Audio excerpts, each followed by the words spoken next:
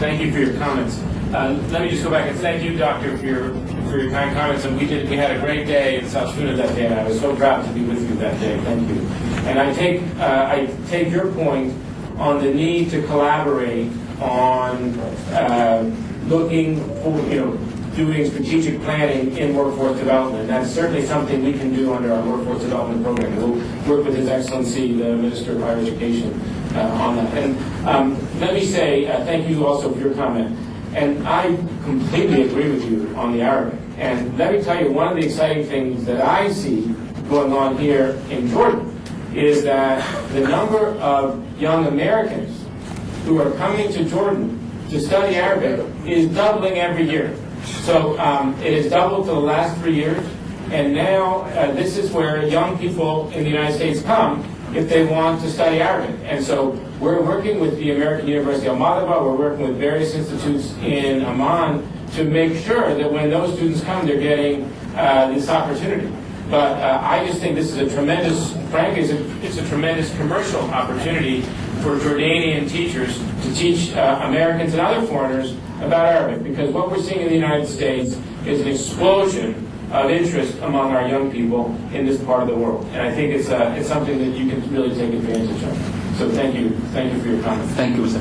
Dr. Bataste. Isa Bataste, Princess Sumaya University for Technology. Thank you so much for your remarks and Secretary Dr. Talal. I think the challenge in higher education, as you outlined, is real. It's a fundamentally need kind of revamp in many ways. And I think the more we look at the challenges and we see, understand the harder it gets to solve them. But one major difference between the American education system and the Jordanian one when it comes to higher education is the funding. The funding from the private sector and funding from donations.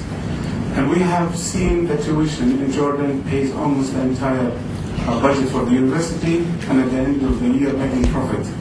And none of the private universities in the U.S. have seen a high quality where tuition paid for the entire operation of the university, 40% only. The challenge is how can we look at this model to improve the quality of education in Jordan? The curriculum is good, our faculty mostly from the West, and the communication, English communication is well done. Question to Ambassador, is if you look at the USAID opportunities, and we have looked at your programs, outstanding contributions, and we have seen the benefits. I think when it comes to higher education, and the Minister is here, knows how difficult it is to come to present high quality curriculum and to find the business folks who are willing to put money to support that in the challenge.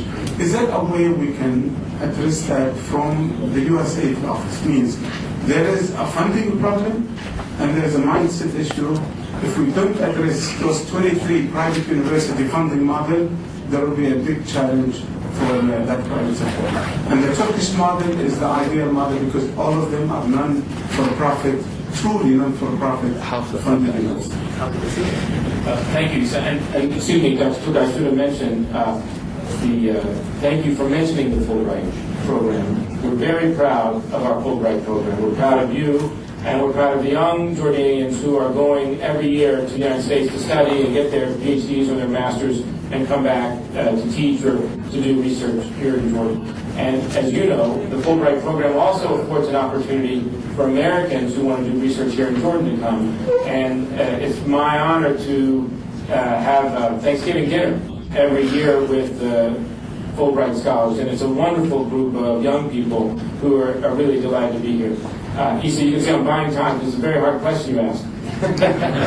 I honestly don't know the answer to your question. I'm speaking very honestly with you.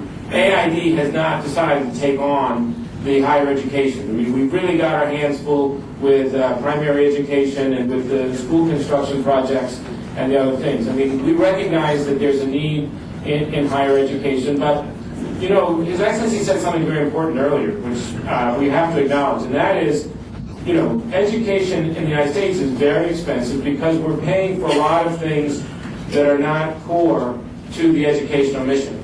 And it's lovely to go to some of these campuses and see the real estate and see the buildings and see some of the extracurricular activities, but they're very expensive.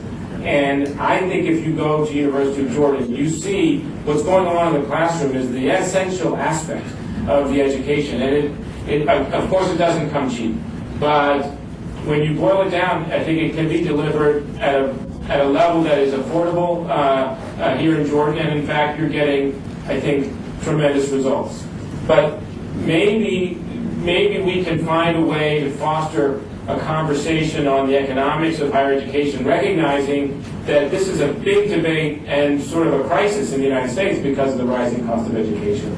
Maybe we can foster a discussion, maybe through the Fulbright Commission or other stakeholders who are involved in higher education here in Jordan, and linked to the embassy. But I'd be very interested in continuing that with you. And thank you for your comment. Thank you. I have 5 questions, and I have the 5 people identified already. Because we don't have enough time, I will start with Fadi. Again, I beg you all, please be as short as you can. We just want to start. I try my best. Your Excellency, Dr. Talal Abu-Ghazaleh, thank you for always being a great host. Your Excellency, Mr. Jones, U.S. Ambassador. Allow me to have an acknowledgement and a question. The acknowledgement, my name first is Fadi Dawood. I'm the USAID Fiscal Reform Project Deputy Chief of Party. The acknowledgement I want to make as a professional Jordanian about the U.S.-Jordanian partnership through my 10 years of experience working first for the U.S. Embassy in the Financial Management Office, working for 1 year with the U.S. Peace Corps, which was one of the best years that I really acknowledge in my career life, and for the past 5 years working for USAID-funded projects in different areas. Through my last 10 years of experience, I can acknowledge the importance and the impact of the U.S.-Jordanian partnership in all aspects and in different areas, especially with USAID. I can say also, if you don't mind, I'm a member of the Talal Abu-Ghazaleh Economic Policy Development Forum. This is a think tank.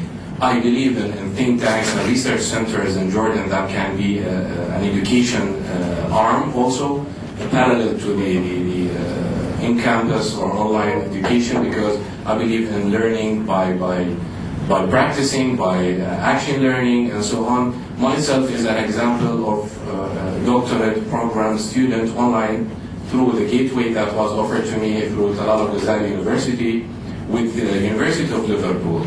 So I would recommend, if you can support through U.S. universities, to partner with such a valuable and impressive and interesting gateway like Talal Abu-Ghazaleh University to offer a lot of professionals who I'm sure that they look for this opportunity to have this online education. Plus, what's your opinion about supporting think tanks in Jordan, which we missed, to support public-private dialogue and to learn by practicing and by learning from each other's experiences through serving for the government or private sector? Thank you. Thanks, Wadi, and thanks for your kind comments, and thank you for your service to the U.S. Embassy and to the U.S.-Jordanian partnership. I think what we're seeing, again, is a tremendous amount of interest by U.S. universities to partner with universities. And virtually every major university here in Jordan has the ability to partner with U.S. universities.